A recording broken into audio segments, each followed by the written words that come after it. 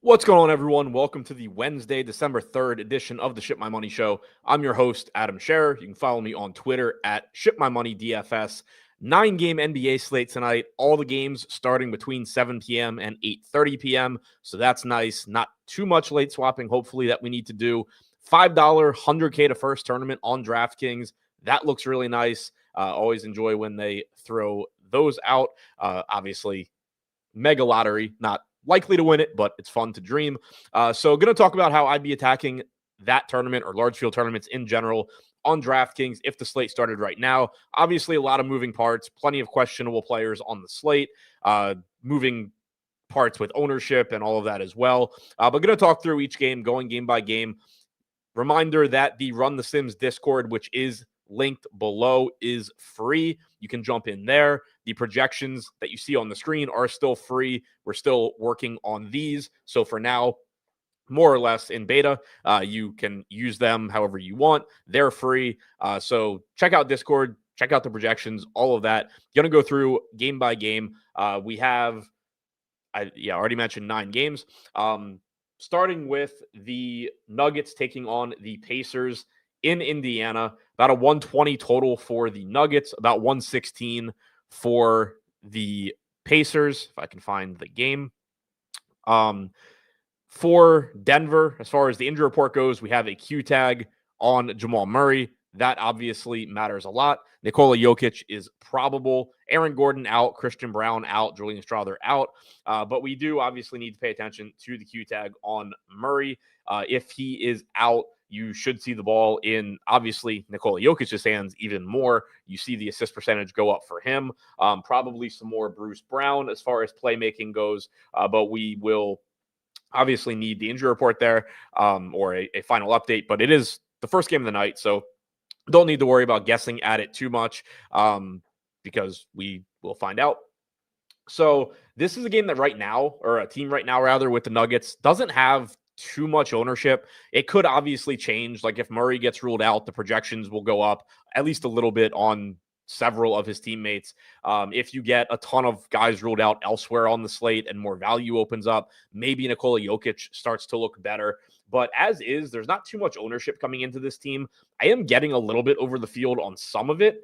5% projected ownership coming into Peyton Watson is the high mark right now at 5,900. Tim Hardaway Jr., Cam Johnson, Jonas Valanciunas all getting like 4% ownership as well. So nothing that looks like any sort of a priority right now for Denver in terms of the field or even for me.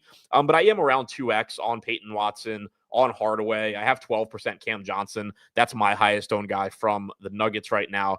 I have 7% Valanciunas. I'm not getting to any Jokic, which isn't really surprising. He's only 2% owned. And in general, I haven't been getting to a lot of the really high pay-up options on most slates this season. And I think that's really been a function of DraftKings being pretty aggressive on the pricing, having this, 13K plus price tag on Jokic. Not that he can't go out there, score 80, whatever, and you have to have him, but he usually has a lot of ownership at that salary. And so I've been going more mid-range. Today, he doesn't have a lot of ownership, but it's a 9-game slate. So your opportunity cost at center is still going to be really high. You need him to not only go have the really, really good game, but then you need none of the mid-range centers to come anywhere close to him. And we actually have a higher projection than industry on Jokic. You can see here when I ran stuff, we had a 69 fantasy point projection. Now it's up to 70.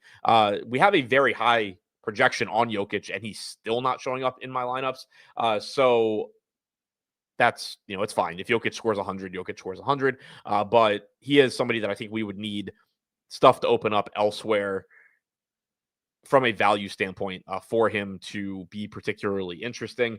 So I'm not getting to him. I'm not really getting to Murray. I'm not getting to any Spencer Jones right now at 4,200. He's not getting any ownership. Had the really big game last time out, but in general, not a great point per minute guy. 0.6 fantasy points per minute on the season, 12% usage rate. I'm not chasing him on a 9-game slate unless, he would look somewhat better if Murray gets ruled out, just because everybody will look a little bit better. Someone had just asked in chat, what's my thoughts on Spencer Jones over 30 fantasy points last 2 for Denver? Don't really care. Didn't even know he had done that other than I knew he had a good game last time because he was on the like 3-game night slate, and I didn't play Jokic, and Jokic went for like 80, but it actually didn't even really matter that I hadn't played Jokic because I'd played a lot of Şengün and Davis, who both went for like 60 or 70. The problem was that Ryan Nembhard scored 50 and Spencer Jones scored like 35. So the value pieces that people used with Jokic had really big games as well. So I did know Spencer Jones had a big game last time out. But in general, like the rates are just so low for him that on a full 9-game slate, I'm not going to be that interested in him. 12% usage rate overall this season, 7% rebounding percentage, 5% assist percentage. He's just not somebody that generally I'm going to be inclined to get to on a full slate. And then, on smaller slates, it's still going to depend a lot on the ownership. Played 27 minutes last game, 23 the game before that.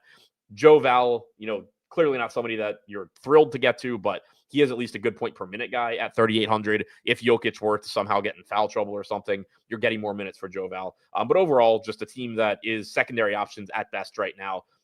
Watson, Hardaway, Cam Johnson, Joe Val. Obviously, if you have Nikola Jokic lineups, like, don't get rid of them. Nikola Jokic is really good. But if you somehow have a lineup where you like Jokic, or you have Jokic and you like the other pieces, by all means, it's always going to be appealing to get virtually unowned Jokic, but I'm not getting to it right now. On the Indiana side, taking a look at their injury report, nothing that matters. Q tag on Johnny Furphy. Who the hell cares? Neesmith is out. Toppin is out. Halliburton obviously out, but that's been the case for a while. We have 18% ownership coming into $4,800 TJ McConnell because DraftKings just absolutely refuses to increase the price tag on that guy, and people love to play him. We have 13% coming into Andrew Nembhard, 11% to Jarris Walker, 7% to Jay Huff, sub 5% to everybody else. We do need to keep an eye on Indiana's starting lineup. They've been playing with a bunch of different lineups here as they try and figure out what to do with the players on their team. We know that Siakam is starting. We know that Nembhard is starting. We know that Mathurin is starting. The other two spots are pretty much up in the air. You've had Jay Huff in there most recently. Prior to that, you had Isaiah Jackson. You have had last game Jarris Walker, but before that, Ben Shepherd. And actually, last game they announced Ben Shepherd and then changed it to Jarris Walker. So those last two spots, there's a lot of different ways they can go. Jay Huff is a solid point per minute guy. He is 5,300. He does have power forward eligibility right now, projected for about 6 or 7% ownership. I have 10%. He's actually my highest owned guy from Indiana right now, but obviously that could change a bit. You're getting ownership coming in to McConnell, as I mentioned. I don't have him right now, but I think that's just, it's not like an anti-TJ McConnell thing. He's a good point per minute guy, 1.3 DraftKings points per minute this season, 25% usage rate, 42% assist percentage, good point per minute guy. I think it's probably a matter of just, I can find other 5K guys that still have a pretty high ceiling and aren't going to be nearly 20% owned. In their most recent game, he only played 6 minutes, didn't play at all in the second half. I don't remember if that was injury related or what, but I'm not really worried about it. Like, TJ McConnell's not getting kicked out of the Pacers rotation, so I don't remember the actual reason. I assume it was probably injury related, but like, you're not projecting McConnell to play 6 minutes today or anything like that. In general, you should probably be expecting low 20s from him. Other than last game, in the Pacers' recent games, McConnell has... Actually, I think it's a... Nope, I just need to refresh this. He'd played 25, 19, 24, 22. Like, you should be expecting 20 to 22 minutes, somewhere in that range. Again, I don't remember exactly what happened in that game against Cleveland 2 days ago, but not super worried about it. Not going to bother digging into it even, because like, there's nothing that could have happened that would make me think TJ McConnell just plays 6 minutes or anything like that. Now, BX Fizzle said sore from the back-to-back. So yeah, thanks. I figured it was something along those lines, even if it wasn't like an actual injury, because again, as banged up as Indiana is, they're certainly not looking at this team and going like, oh, we need to play more Garrison Matthews and Jeremiah Robinson Earl and cut back on TJ McConnell. So regardless, it was going to be some fluky answer. So he's fine. Like, I understand why he's getting ownership. He's someone that, if you told me he was going to be 4% owned, I'd be like, okay, let's play some TJ McConnell, because he's going to play 20 to 22 minutes and he's a very good point per minute guy. But with the field being there and there being 9 games to choose from, especially, if you're talking about a tournament that tonight has like 79,000 entries or something, this is just going to be one of those spots, the guard position, the 5K price range, where you can find plenty of guys where the median projection is less than McConnell probably, but the ceiling is certainly close enough that I can get to those guys at lower ownership. Also, I will say too, I haven't taken too close of a look at my player exposures right now, but I do know I have one of those like weird early in the day stands that may or may not hold on Drew Smith from Miami. He's projected for like 5% ownership right now. I think I have like 50% or something stupid. So that also would be a reason that I personally don't have much McConnell, and perfect time to remind everybody that, one, you shouldn't care too much what I have, because there's a million different good lineups you can choose from. If you want ones with McConnell, you can get them. If you don't want ones with McConnell, you don't have to play them. But also, like, everything goes hand in hand. If I have some weird ass stand on Drew Smith, it's obviously going to lower how much TJ McConnell I have. It has no impact on if you should be playing TJ McConnell or not, unless you also want some crazy, absurd stand on Drew Smith. So that also, I'm sure, had something to do with it. The fact that Drew Smith's just popping up for me for whatever reason right now. But McConnell, obviously a solid point per dollar play. Andrew Nembhard, same kind of thing. He benefits from Halliburton being out. He is somebody that historically, for him to really be at his best, you also need TJ McConnell out, because minutes generally that Nembhard and McConnell share the floor, it actually is TJ McConnell that does a lot of everything, and Andrew Nembhard kind of takes a back seat to him. So far this year, they've shared the floor for 52 minutes, 0.57 DraftKings points per minute in those 52 minutes for Andrew Nembhard, 1.2 DraftKings points per minute in those minutes for TJ McConnell. So you are seeing that trend continue. It's something that I think people are like kind of aware of, but just something to kind of keep in mind. If you get Indiana games, obviously, Halliburton's out regardless. If you get Indiana games over the course of the season where TJ McConnell is also out, it's a really big bump for Andrew Nembhard, like a bigger bump than you generally would think when you just like rule out a bench player, regardless of how good they are. With McConnell off the floor this year, Nembhard's at 1.05 DraftKings points per minute in 350 minutes played. So again, it's just something that probably goes quasi overlooked. But with McConnell in, like, Nembhard's fine. He's going to play good minutes. He's 6,300. He's just like correctly priced, I think. I have 8% there. I have 4% Jarris Walker, 2% Isaiah Jackson, 1% Mathurin. I'm not getting to any Siakam right now. Neither is anybody else at 8,900. So mostly this is just a game of secondary plays right now. We are waiting on the Jamal Murray news, but with the way things look right now, for me, I'm getting a bit over the field on the mid-range pieces on Denver, Cam Johnson in particular, also some Peyton Watson. On the Indiana side, I have 10% Jay Huff is my highest owned guy. So just a bunch of secondary plays here. But again, keep an eye out for Jamal Murray's status in this one, and keep an eye out for the Pacers starting lineup, whether that's Jarris Walker or Ben Shepherd, whether it's Jay Huff or Isaiah Jackson. They've been mixing and matching with those guys. Portland taking on the Cavs in Cleveland, 115 total for the Blazers, 124 for the Cavs. Blazers have a bunch of guys on their injury report. Denny Avdia, questionable. Donovan Clingan, questionable. Chris Murray, questionable. No Drew Holiday, no Robert Williams, and then no bunch of other guys that are just going to be out forever. Damian Lillard. Actually, I don't know if they're out forever, but Lillard, obviously out for a long time. Yeah, Scoot Henderson out for, I don't remember if it's a season or not, but hamstring tear, obviously going to be a while. Matisse Thybulle out. But the Q tags are the ones that matter. Clingan matters a lot. No Robert Williams either.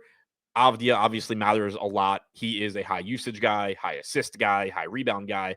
And then Chris Murray is somebody that would play decent minutes anyway, but steps into even more minutes if, like, Denny Avdia, for example, is out. So a lot to pay attention to here. Maybe end up getting the Duop Reef game or something like that.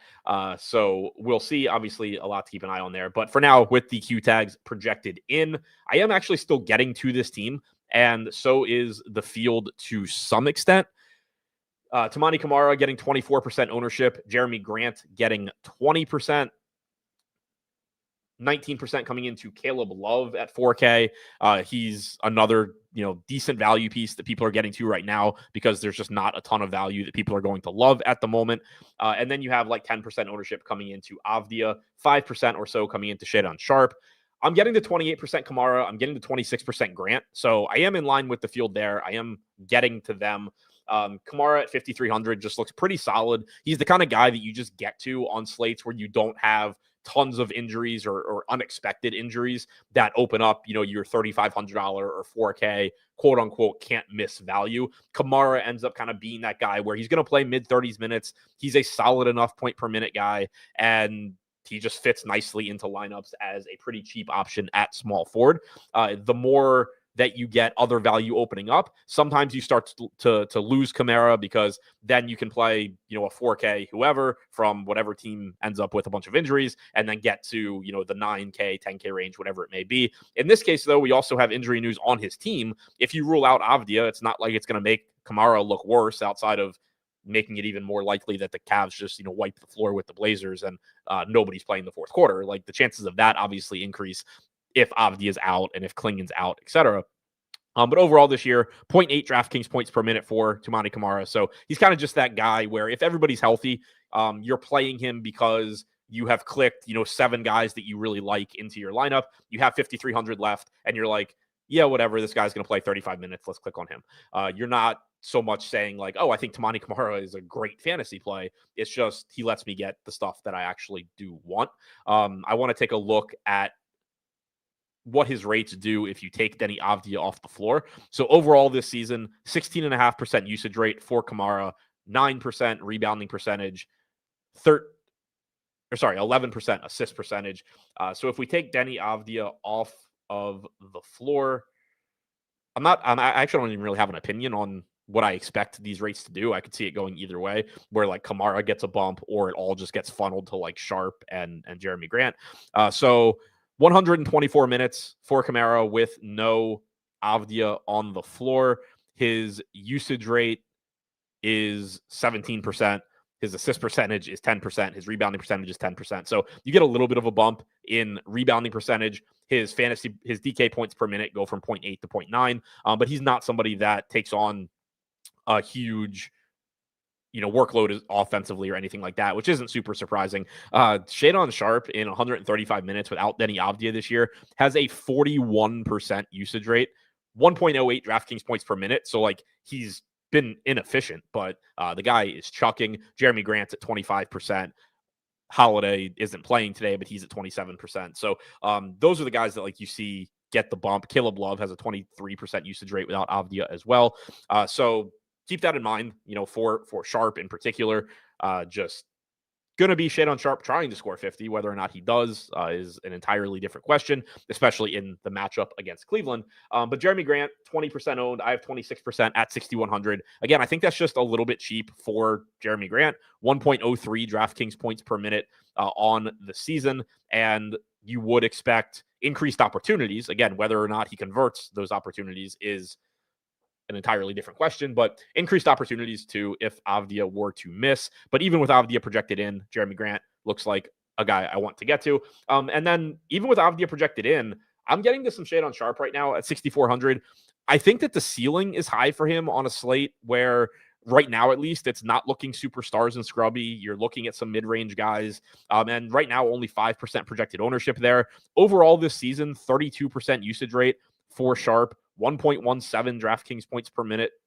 I like the upside that he offers. The matchup obviously is not a great one. Played 30 minutes yesterday. So, 22 and 21, the 2 games before that. We have him projected for about 25 minutes right now. I think that looks fine. So it's not like I'm super confident Shadon Sharp's going to go out there and have a great game against the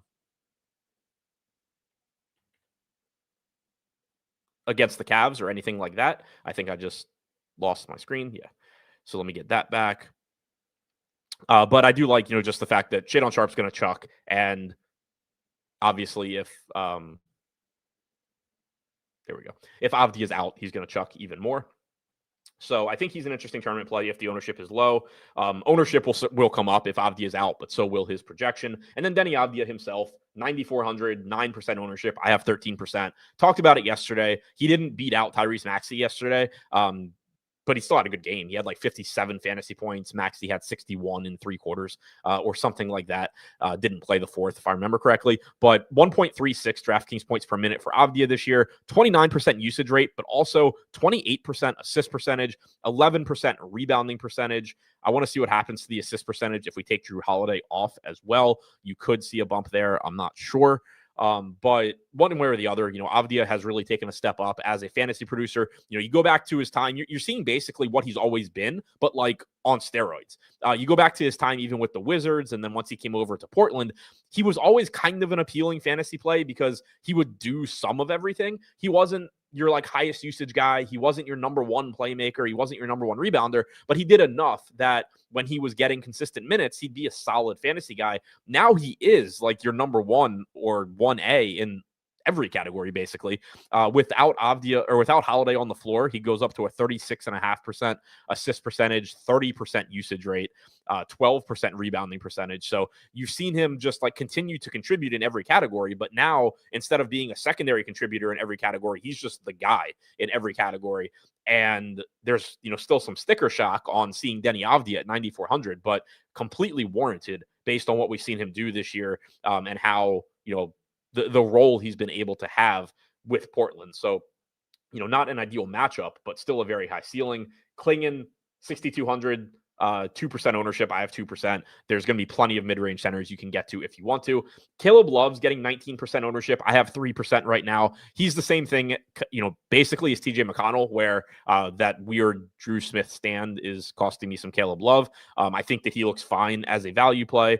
We might be a little bit low on his minutes here at 16, so that could also be a reason that I'm not really getting him. But I mean, he's at 19 minutes per game over his last 5, and that includes a 26-minute game and two 26-minute games when Shannon Sharp was out. So actually, I don't think that we're necessarily low if all the guys play. Obviously, if guys start getting ruled out, Caleb Love probably plays a bit more also.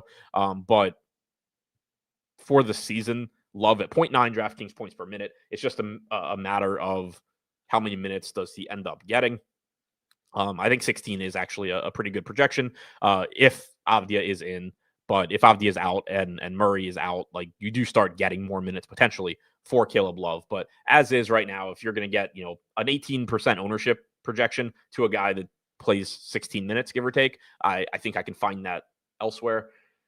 On the Cleveland side here, we do not have Jared Allen, Sam Merrill, Larry Nance, Max Strus. Obviously, the one that really matters there is Jared Allen. Lonzo Ball is probable, so he's back, or we assume he's back.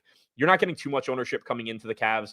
10% projected to Lonzo at 4,500, 10% projected to Garland, 8% to Mitchell, 8% to Mobley, 5% to Jalen Tyson, coming off of a massive game. But Darius Garland being back, Lonzo Ball being back, it takes a lot of the value that we had on Cleveland last game away.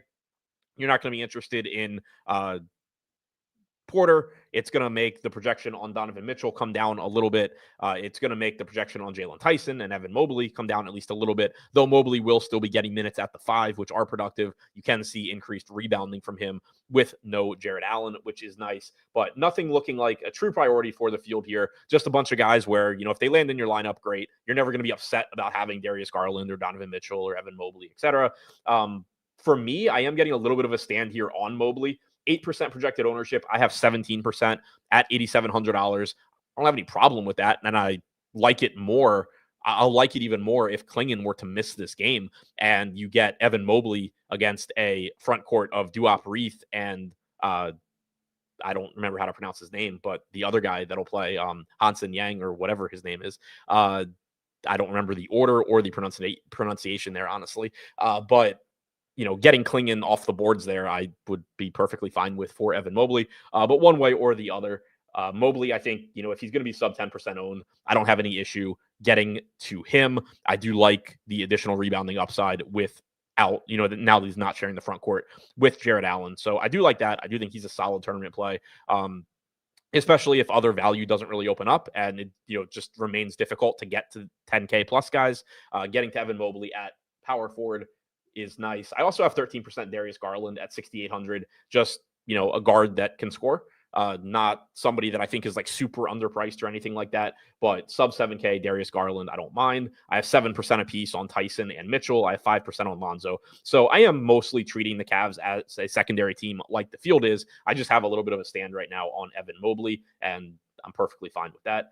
San Antonio taking on Orlando in Orlando. 115 total for the Spurs. 120 total for the Magic.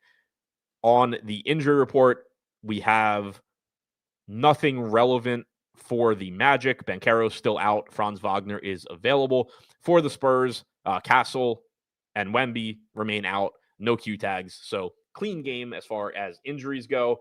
San Antonio looking like another secondary team here. Harrison Barnes getting 13% ownership as one of those just not exciting at all, although he is coming off of a very big game yesterday or the day before, whenever the last time San Antonio played was. Just one of those, like last guy in type pieces at 5,100, projects for 31 to 32 minutes. Not a great point per minute guy, but he's relatively cheap at 5,100. The matchup's not great, but he's, one of these guys where I personally am not getting to him much right now, but he is a perfectly fine last guy in at Ford. It's just that, you can find Harrison Barnes type guys anywhere. If he's going to be 13% owned, I can probably find, a bunch of like 3% owned guys and play all of them at like 6% or something instead. Obviously, the offense not running through Harrison Barnes, but he is out there enough and has a big enough role that he projects reasonably well at 5,100 for the lack of value that we have right now. 0.78 DraftKings points per minute for Barnes on the season. If we take Wemby off of the floor and take Castle off of the floor, rates for most of these guys should go up. And Barnes' salary really hasn't increased too much yet. It is up a little bit. But without Castle and without Wemby on the floor this season,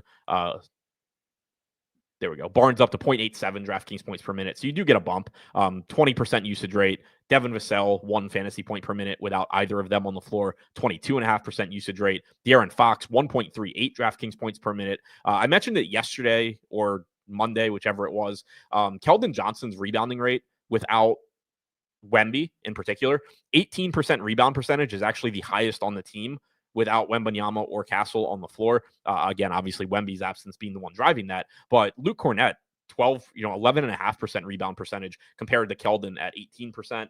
So Keldon is actually producing 1.2 DraftKings points per minute. He's getting 9% ownership. I don't have much of any of these guys, but I do think Keldon at 5,300 is a good play. I don't really think he should be getting less ownership than Harrison Barnes. So again, personally, I don't have much of either one, but if you are looking at, if you have the salary, Keldon is $200 more than Barnes, and you're trying to decide between them, if ownership continues to be projected where they're close, but Barnes actually has a little bit more, I would rather get to Keldon Johnson. I love the rebounding opportunities that he's getting.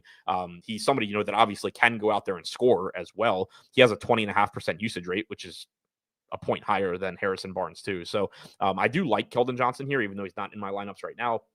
Vassell certainly gives you upside. Was in a lineup that I had on the other day. I think it was Monday maybe, or over the weekend. I don't remember. Where he was low owned, had a big game, helped me get first or third, whichever day it was. So I've been playing him a bit. I only have 5% right now. That's actually my highest owned guy on the Spurs. But you do get a little bit of a usage bump, a higher ceiling from him with no Wemby, with no Castle. $6,100 price tag is up a little bit, but still affordable, likely to play low 30s. So any of, I think, Barnes, Vassell, Johnson are fine, even though I don't have much right now. I have less than the field on all three. I think the most interesting thing to highlight is the Keldon Johnson rebounding numbers. Again, just massive rebounding rate without Wemby on the floor for Johnson.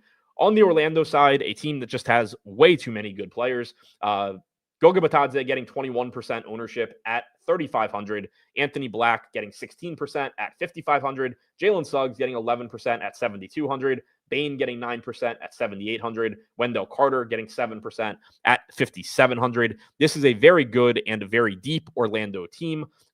It's kind of funny, like Franz Wagner's only getting 1% because he's $8,800 and there's just so many other mouths on Orlando, where Wagner is obviously good, but and benefits from Banchero being out.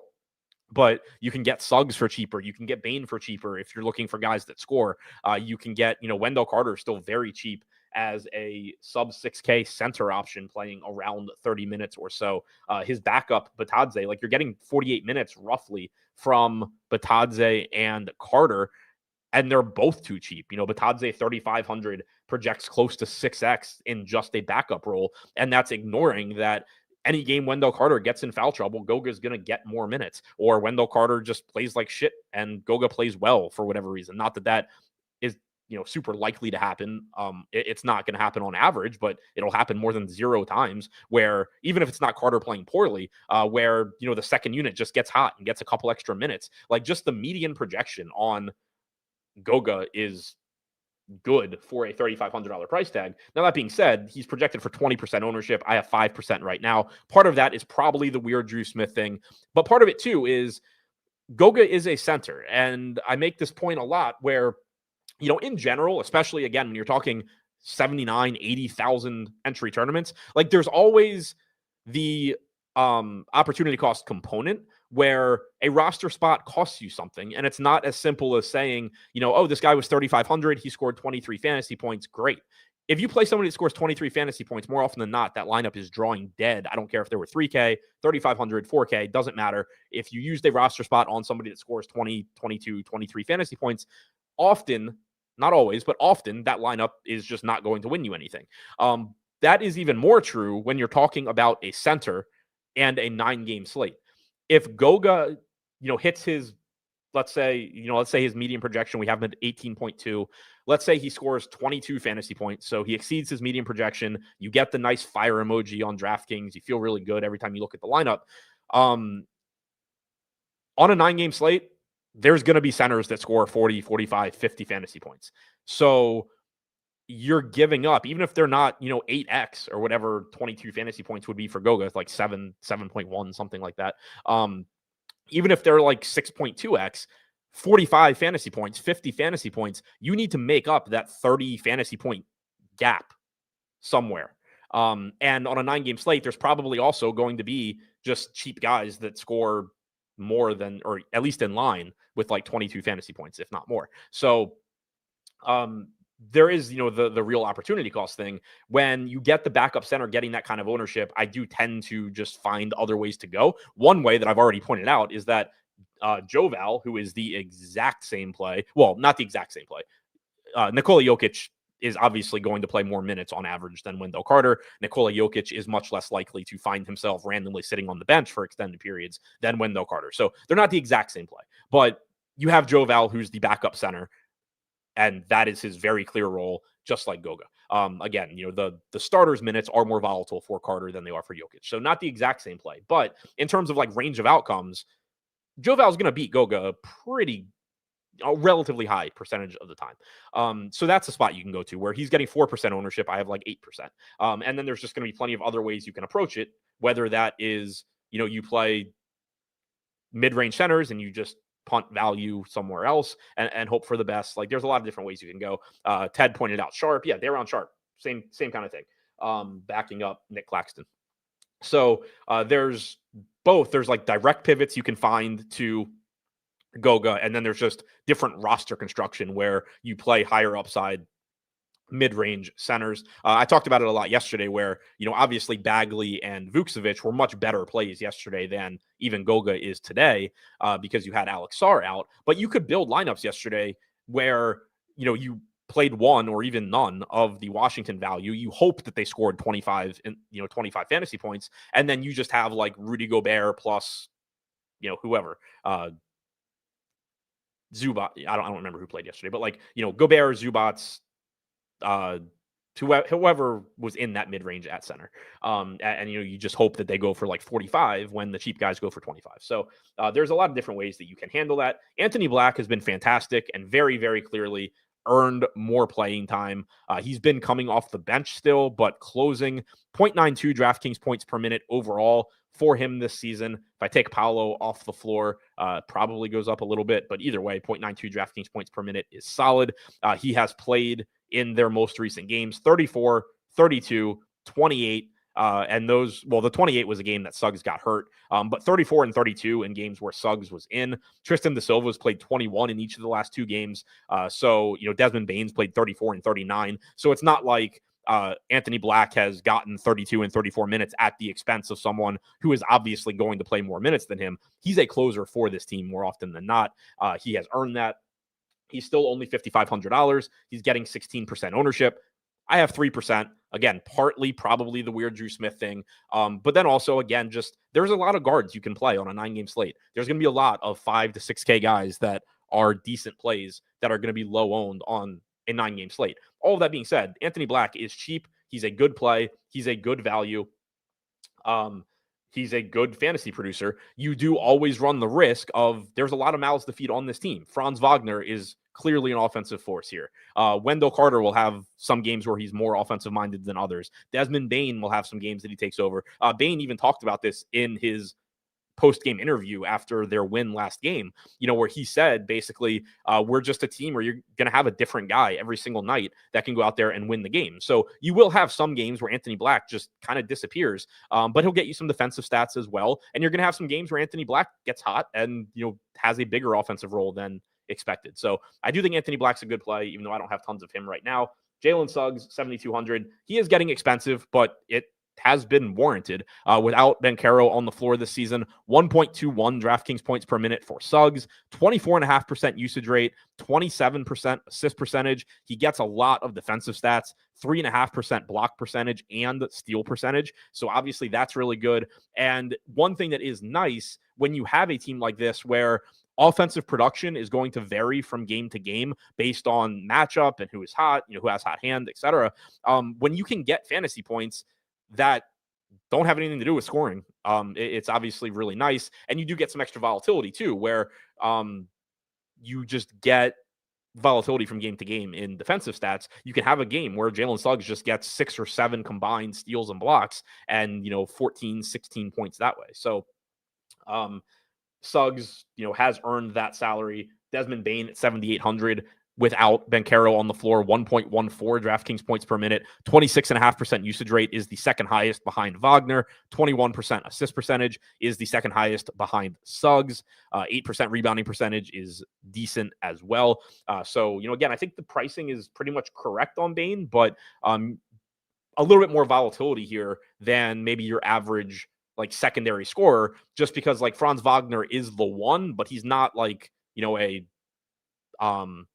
Donovan Mitchell level 1 or something like that. You're going to have games where Desmond Bane just takes over. So plenty of upside in any of these guys. I don't necessarily think one stands out as a great play, but just a lot of good plays here. But I would go back to, keep in mind the opportunity cost that comes with somebody like Goga. It's not to say Goga is a bad play. He's very clearly underpriced, but I do want to pay attention to his ownership and just know that, that 22, 23 point game is probably not winning you an 80,000 entry GPP at center. Charlotte taking on the Knicks. And that is something that is nice, about using Sims products or anything that can factor in range of outcomes beyond just an optimizer. Goga is someone that he's going to look good in Sims without a doubt, but he's going to look even better in an optimizer where all it knows is the median projection. So that's the strength of any sort of model that can factor in range of outcomes and not just median projection.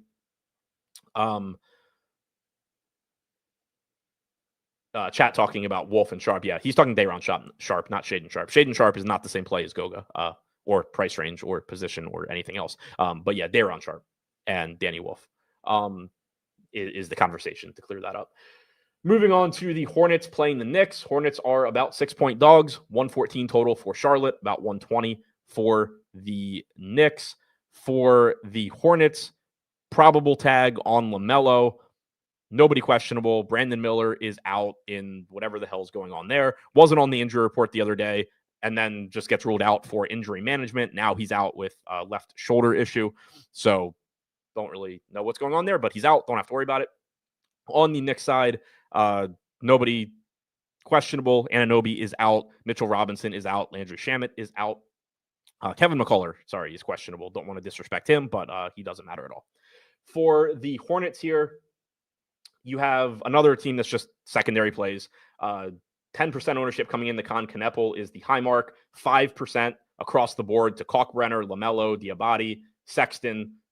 They're all fine. Nothing stands out. I'm not getting to a lot of anything.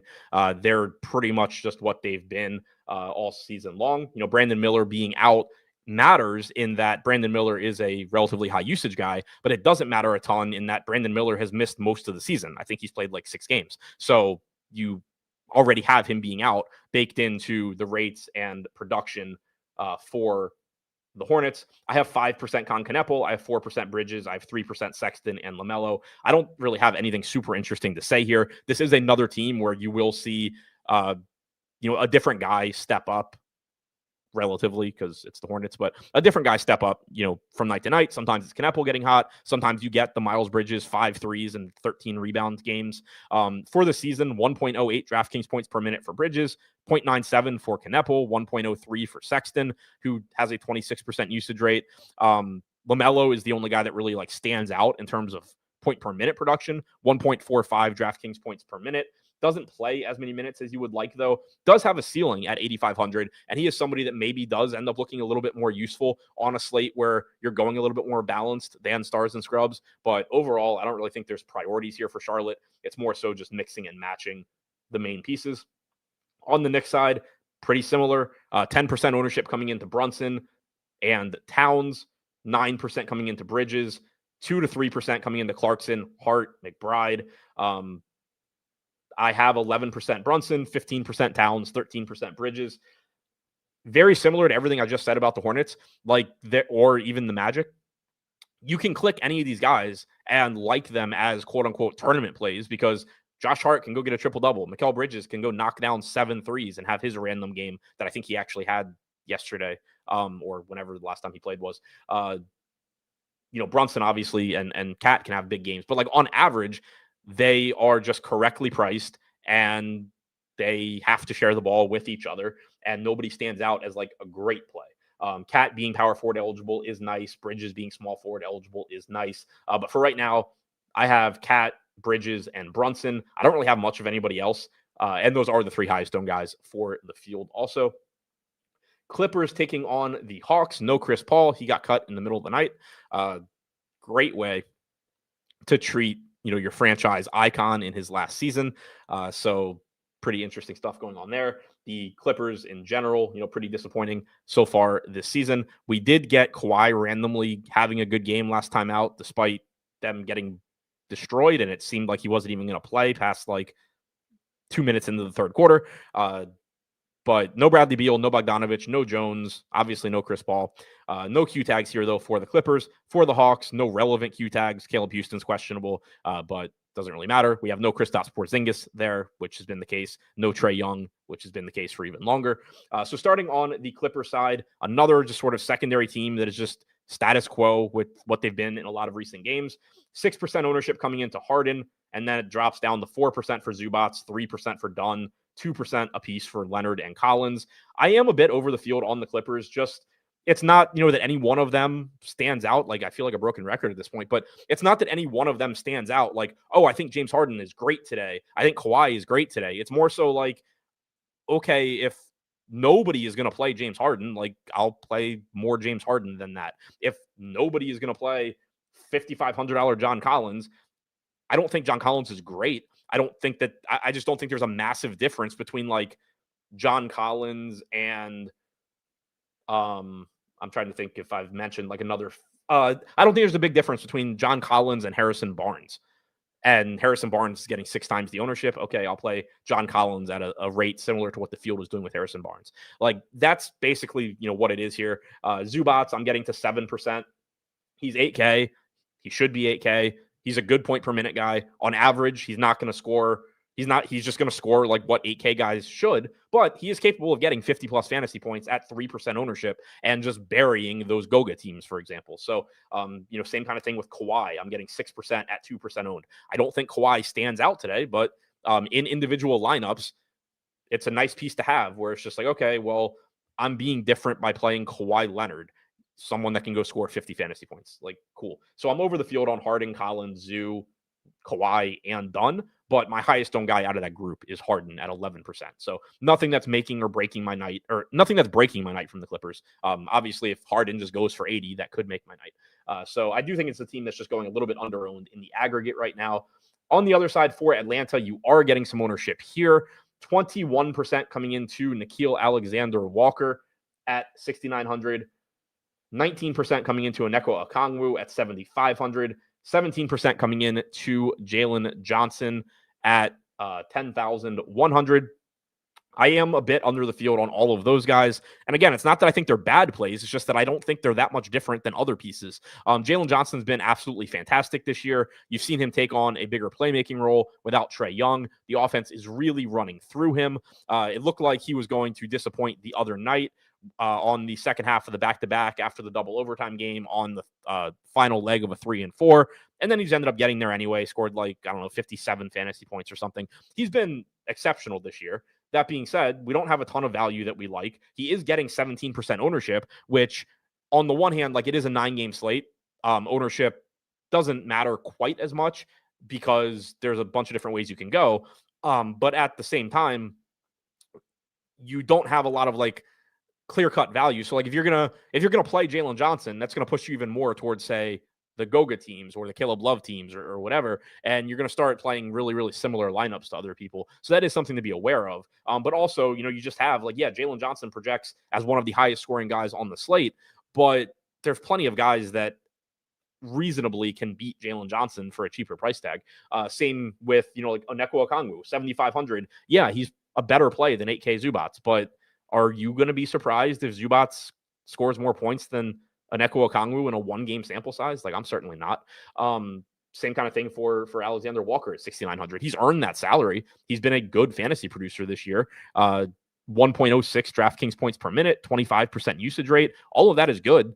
There's no shortage of guys between 6,500 and 7,500 that can beat Nickeil Alexander-Walker any given slate, and he's projected to be rostered by 1 out of every 5 lineups.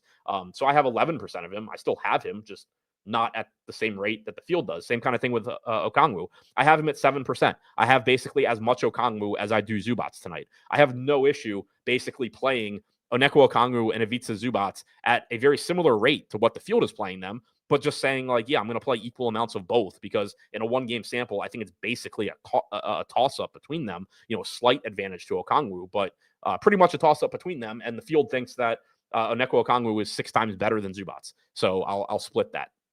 Perfectly fine there. I have 5% Johnson. I have 5% Dyson Daniels, who is only 3% owned at 7,200. I mean, Dyson Daniels is somebody, if you want a direct Nickeil Alexander-Walker pivot, perfect example. Dyson Daniels projects very similarly to Alexander Walker. He doesn't have, he's point guard instead of shooting guard, so that makes Alexander Walker more valuable, but they're very, very similar plays. And you're getting 10 times the ownership to Nickeil Alexander-Walker right now. That seems like a bit extreme. I have twice as much Alexander Walker as I do Dyson Daniels. So the Hawks are another team where I really like slates like this to play. I absolutely hate talking about them because I feel like the stereotypical person doing a YouTube show about DFS, just being yeah, I have a little bit of them. They look good, whatever. But Alexander Walker, Okongwu, Johnson, they are some of the best plays. It's just that the margin between a quote unquote best play and a very good play on a slate like this is really, really small.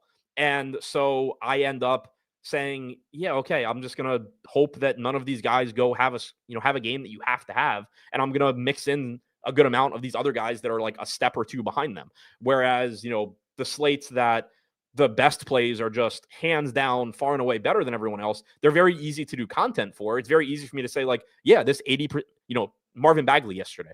It's very easy for me to be yeah, no, the field, I agree with the field. I'm going to play a shit ton of Marvin Bagley because he's 3,500. He's going to play 30 minutes and he's an over fantasy point per minute guy. They suck to play, or I don't enjoy playing them because I'm just eating the same chalk that everybody else is because it's really good. So it's really difficult to articulate sometimes on slates like this, I think, but Alexander Walker, Okongwu, Johnson, they are very good plays. They are some of the better plays on tonight's slate. Right now, I'm half the field on all of them. Detroit taking on the Bucks. in Milwaukee. 118 total for the Pistons, 113 for the Bucks. The big news today for the Bucks doesn't have anything to do with today's slate. It's just that we could be getting Giannis moved. Maybe. We'll see. Q tag on Duncan Robinson. That does matter for the Pistons. Nothing else matters on their injury report. For the Bucks, we have Bobby Portis questionable, which kind of matters. Kevin Porter Jr. questionable, which kind of matters. Giannis is probable. Gary Harris is questionable. That doesn't really matter. Pete Nance is questionable. That matters even less. And Mark Sears is questionable. I don't know who the fuck that is. So probably matters even less than Pete Nance. So you do need to keep an eye out here. The Duncan Robinson news, we saw Dennis Jenkins move into the starting lineup in place of Robinson in Detroit's last game. I played a bunch of him. He sucked. But if he starts again, he will look like a pretty decent value piece. He is, where is he? Yeah, 4,400 still. So he'll look like a pretty decent value piece if Robinson is out and he starts. If Robinson is in, Jenkins will be irrelevant.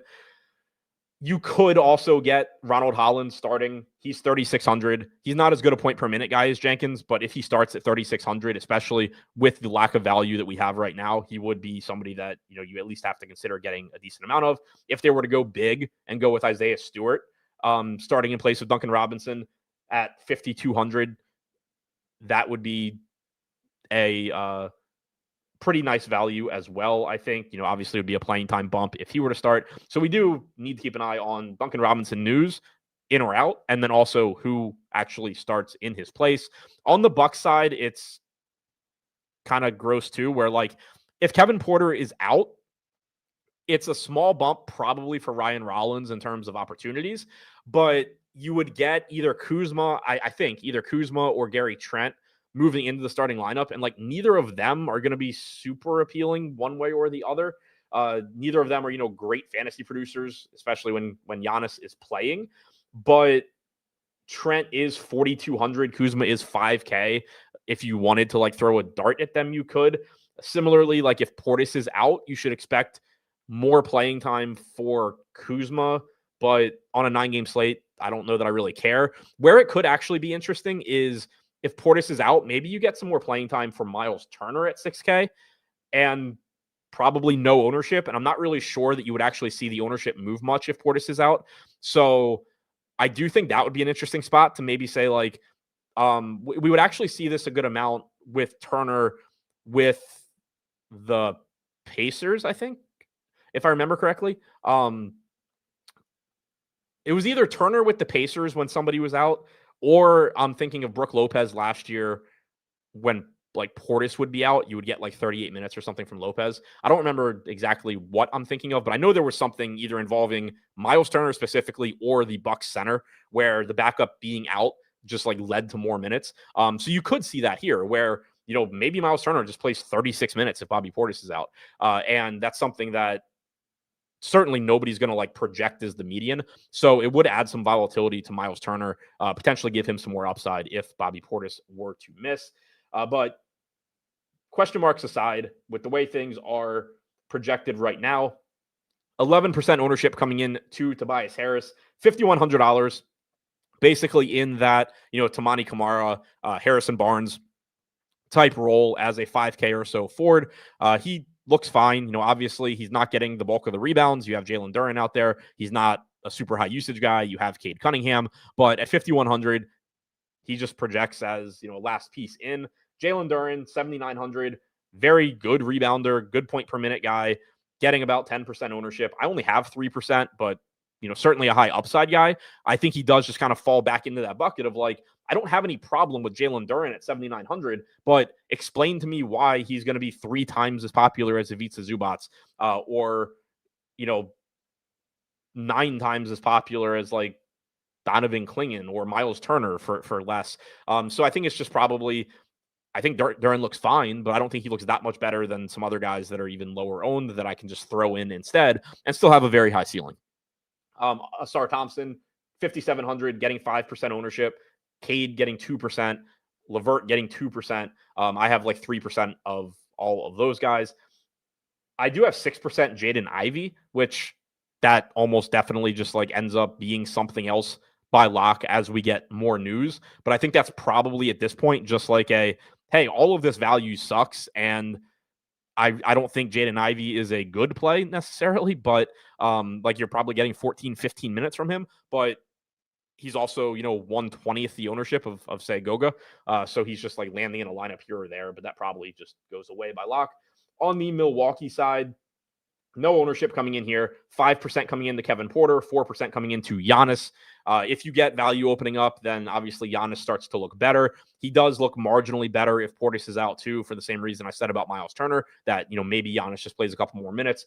Kevin Porter, 6,300, reasonable play. I have 7%. Secondary guard play, I think, if he is in. But obviously we need to pay attention to his status as well. 3 more games to go. My timing on this show feels like not been great. I been trying to go a little bit quicker, but Brooklyn taking on Chicago in Chicago, about a 113 total for the bum ass Nets, about 118 for the Bulls, who also just are not very good outside of, their first like 5 games of the season or whatever that was. For the injury report, I guess I could actually switch over to the most recent one. For the injury report for Brooklyn, we have nothing notable. Terrence Mann is out. That was announced, I think, last night. For the Bulls, Q-tag on Trey Jones, Q-tag on Jalen Smith, Q-tag on Dallin Terry, and Q-tag on Zach Collins. That stuff kind of matters. Kevin Huerter's already out, so and Kobe White is out, so you do potentially start getting shorthanded in the backcourt for them, and then potentially in the front court too, as far as if Jalen Smith is out, you would expect Collins probably to get backup minutes behind Vooch, I guess. But if they're both out, then things could get weird. But nothing that is certain as far as if this guy is out, I definitely want a lot of this guy. But at least, something worth keeping an eye on as we get more injury reports. Nets are getting a lot of ownership. They're one of the highest owned teams on the slate. So starting with them, we have 30% ownership coming into Nick Claxton at 6,400. I actually have 40%. I'm a little surprised by that one just because of how I've been approaching center in general on this slate. I kind of thought that I would get, 15% Claxton and redistribute elsewhere, but I am actually getting to a lot of Claxton. We have a high projection on him here. He should play plenty of minutes. The price tag is too cheap at 6,400. So I think he looks good. If you're somebody that does want to turn some of that ownership into other people, maybe you want to prioritize Jalen Duren and give up some of your Claxton. That's not crazy. I think it's fine. But for me right now, I am actually with the field on prioritizing Nick Claxton here at only 6,400, 1.07 DraftKings points per minute so far this season. Yeoman getting 22% ownership at an elevated $5,100 price tag. I still think that's fine. I have 14%. Daron Sharp, 22% owned, so very similar, as we were talking about earlier, to Goga. $3,600 price tag. I do have 15% Sharp, so I actually have a little bit more Sharp than I do Goga right now. I do think they're very similar plays from a range of outcome standpoint. I have 19% Clowney at 16% owned, 5,500, 0.82 DraftKings points per minute for him this season. Drake Powell, 3,700, getting 11% ownership. I have 13% of him. So I am getting to the Nets. I have 9% Martin, 6% Porter. Those numbers are both pretty close to the field as well.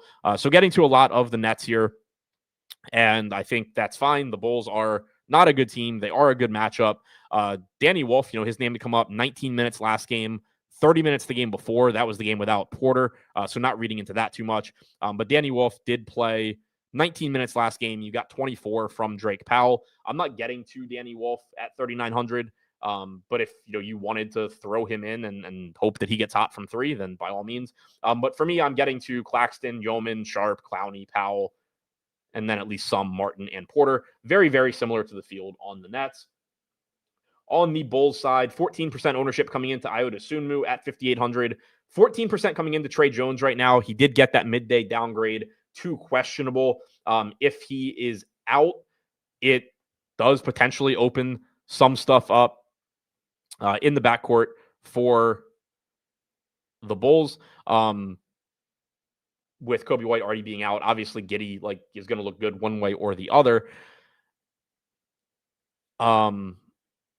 But for right now, with Trey Jones projected in 5,300, good price tag for him. I do like getting there. I'm trying to think I don't know for sure what the Bulls would even do. Like maybe you get more Javon Carter, maybe you get more Dallin Terry, but like even he is questionable. I would assume Mu probably just ends up on the ball more along with Giddey. So like I think from a rate standpoint, it ends up being better for Dosunmu. I would probably like Dosunmu better. I already like him. He already is going to play a lot, but I think he would end up looking better if Trey Jones is out. Giddey obviously already looks great if you can find the salary. 3K Javon Carter would probably start to look interesting. I assume they would move Patrick Williams back into the starting lineup at 4K, so he would look a little bit better, play a little bit more. It's one of those weird spots where like it's not. I don't think it ends up being a plug and play. Like, oh, this Javon Carter starts and plays 30 minutes. Like, I don't think they do that. Maybe they do. But my best guess is you would get a starting lineup of Giddey, Dosunmu, Williams, Buzelis, and Vooch. So Patrick Williams at 4K would look a bit better. Obviously, the caveats of Patrick Williams not being the best point per minute guy all come, but if you can get like 26, 27 minutes of Patrick Williams at 4K, that's certainly not a spot that I would be opposed to get to. Javon Carter maybe moves up to something like 18, 20 minutes if Trey Jones is out, maybe even like 22 if Dallin Terry is also out. At 3K, like that's on a slate with no value. That's certainly interesting. So it does open some stuff up if Trey Jones is out, I think. And again, I think you would get a production bump for I would assume as well. I'm already getting to 22% Dosunmu, 14% projected ownership, 7% ownership coming into Vooch and to Giddey. I have only 5% of Vooch as just another high upside mid-range center play. I do have 9% of Giddey at 9,800. Very similar, I think, to like Denny Avdia, although in a better matchup. But that same kind of thing where like, yeah, the salary is really high and there is some sticker shock when you look at a $9,800 Josh Giddey, but it's been warranted. Like the guy is doing everything for the Bulls this season. He's scoring at a high rate. He's rebounding. He's getting assists. He's averaging 1.5 fantasy points per minute on 26% usage, 39% assist percentage, and a 15% rebounding percentage. Like, if you can afford him, great. I am actually over the field right now on 6K Buzelis. It doesn't feel like a good spot to be over the field on him. It is a perfectly fine spot as far as like the matchup goes. But I think it's just, again, yeah, he's a little bit more expensive, but he's a fantasy point per minute guy on a slate where people are going to pay north of 5K for Harrison Barnes and guys like that. I can just find the salary, play some Buzelis, and hope that he has a good game. So definitely a lot to keep an eye on here for the Bulls from an injury standpoint, but also just a lot to like in general in this game. Somebody said, can you play Claxton and Clowney together? Yeah, no problem with that. They play alongside each other. They're both relatively inexpensive. No problems there. Kings taking on Houston. In Houston, about a 109 total for the Kings, about 123 for the Rockets. There is absolutely no ownership coming in to the Kings right now. Taking a look at their injury report, we have a Q tag on Dennis Schroeder, probable Malik Monk. Domas is out for the foreseeable future. Absolutely no ownership coming into this team. I have a lineup out of 150 right now with Malik Monk. I have a lineup out of the same 150 with Keegan Murray. That is the extent of my Kings exposure. I really see nothing here. If Schroeder were to end up missing this game, I don't think it's moving the needle that much on Kings pieces. He missed their last 3, so like it's already mostly adjusted. I really don't see much of anything, and neither does the field. On the Rocket side, nice matchup. Obviously, you do have some blowout risk, but if you're on the winning side of a blowout, it is likely that you exceeded per minute production. That being said, it's another secondary team here. 9% ownership coming into Durant, 6% coming into Jabari Smith, 5% apiece to Reed Shepherd and Aaron Holiday after Reed Shepherd killed everyone's teams on the night slate the other day. Steven Adams getting 2%. Amen Thompson getting 2%. I am not getting to too much of anything here. I have 7% Steven Adams and Reed Shepherd, and then 3% or less of everybody else. If you land on some Rockets, I think it's fine, but nothing that stands out as a priority on the slate. The only injury news, Steven Adams is questionable. If he is out, then you should get the Capella backup center minutes behind Şengün, but it's a high upside team. So like if you if you can afford, some Durant at 8,300 or some Thompson at 8,100, Şengün at 9,700, by all means, they are relatively likely to have very big games. It's just that they are very difficult to get to and prioritize on this slate, despite the good matchup because of their salaries. Moving on to the final game, Miami taking on Dallas. We do have some injury news that we're waiting on for Miami. And for Dallas. We did already get some as well, though. Norm Powell is out for Miami. We are still waiting on a Q tag for Larson, but we do have Wiggins available, Hawkes available, Hero available, Jovic and Shaw Johnson available. So only the Larson Q tag, which isn't really that big of a deal. Norm Powell was obviously a big piece. I've mentioned it a bunch of times. 5% projected ownership to Drew Smith right now at 3,400. I have 53%. I think either the ownership comes up or my exposure comes down. I'm not really sure which one, but he looks fine at 3,400 on a slate where you don't have a lot of good value. He doesn't look like somebody that I want in half of my lineups, but should project for, we have like a 20-point projection right now. I think that comes down to like 17, 18. So that's part of the reason that I'm so high on him, is I think we're just a little high. So yeah, when I ran my lineups, his projection was 20. We re-ran projections since then, and he's down to 18 in 20 minutes, which is a lot more reasonable. I think you could actually argue to knock off a minute or two here, and that would, knock him back to like the 16-minute range as well. So Drew Smith is somebody that I think is perfectly fine as a value piece that you mix in. He's not somebody that I actually want in 50% of my lineups. Andrew Wiggins getting 15% ownership at 6,100, I do think is interesting. I have 35% of him right now. Again, I think that probably comes down a little bit. I think his projection lowered a little bit in the more recent run as well. But with Norm Powell being out, you do get usage opening up. And we have seen some of that go to Tyler Hero, who I have 10% of right now at only 3% owned. But Wiggins is certainly somebody that can take that on as well. He is Ford eligible, which is really nice. He's pretty cheap at 6,100. So I do like getting some Andrew Wiggins here. He is the highest owned guy on the team at 15%.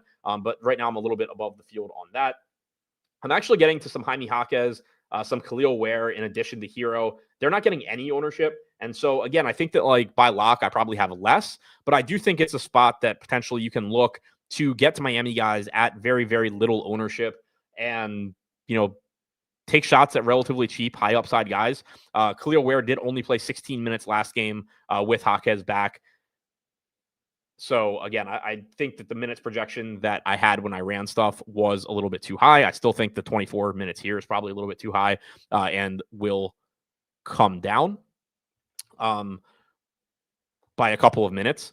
But like, he is somebody that we know just has those random, 22, 24-minute games where he still rebounds at a really high rate. Similarly with Jaquez, like, you're kind of playing the minutes volatility game at 5,600. He probably plays mid-20s in minutes from a fantasy production standpoint so far this season. Jaquez has produced 1.1 DraftKings points per minute. Obviously, a lot of that was with Tyler Hero out, so you do expect the fantasy production to come down. But shooting guard, small forward eligible. Are we really sure that, Harrison Barnes should be 12 times as popular as Jaquez? I'm certainly not. So I think Miami's a team where, like, outside of Andrew Wiggins, Tyler Hero, and, Bam, Hero, Wiggins, and Davion Mitchell, like, you can be confident in the playing time you're getting and more or less in the production you're getting. But I think Miami's an interesting tournament team, especially like the $5 80K entry tournament, where you aren't confident at all in what you're getting from Ware or Drew Smith or Jaime Jaquez, but that actually kind of can make them look a little bit more appealing. Like, you know exactly what you're getting from Harrison Barnes, and that's not necessarily a good thing. You don't really know what you're getting from Jaquez. He could play 21, he could play 28. You don't know what you're getting from Ware. He could play 16, he could play 26. But that means nobody's going to play them. They're sub 6K, and they are good point per minute guys when they're on the floor. So very risky plays, but I do think the upside they offer is interesting. For Dallas, we have Q tags on Daniel Gafford and PJ Washington. They did both go through shoot around. I'm assuming that they're going to play, at least for now. Anthony Davis, 31% owned at 8,800. I have 37%. Power forward eligible on him. Power forward eligibility for him is very nice. I like getting to him a lot. Ryan Nembhard, 4,400, coming off the massive game last time out. I have 14% of him. And then everybody else is projected for less than 10% ownership. I have 4% Flag, 1% Washington, nobody else from Dallas. So I think Anthony Davis is a priority there. I think Ryan Nembhard is a secondary play there. And then it's just kind of, mixing in Dallas pieces if you get there is fine, but nothing that looks like a priority.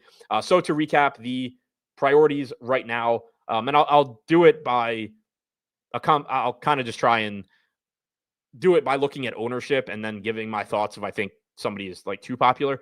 Because again, I don't think that you should necessarily be trying to like match my exposures or anything, because everything is just so like interrelated to my lineups. But looking at guard or at point guard, the highest owned guys are, it looks like the field is going to be paying down. You have Yeoman, Love, McConnell, Black as the highest owned guys. I am not getting to a ton of that range, but I do understand like why the field would be playing those guys for value.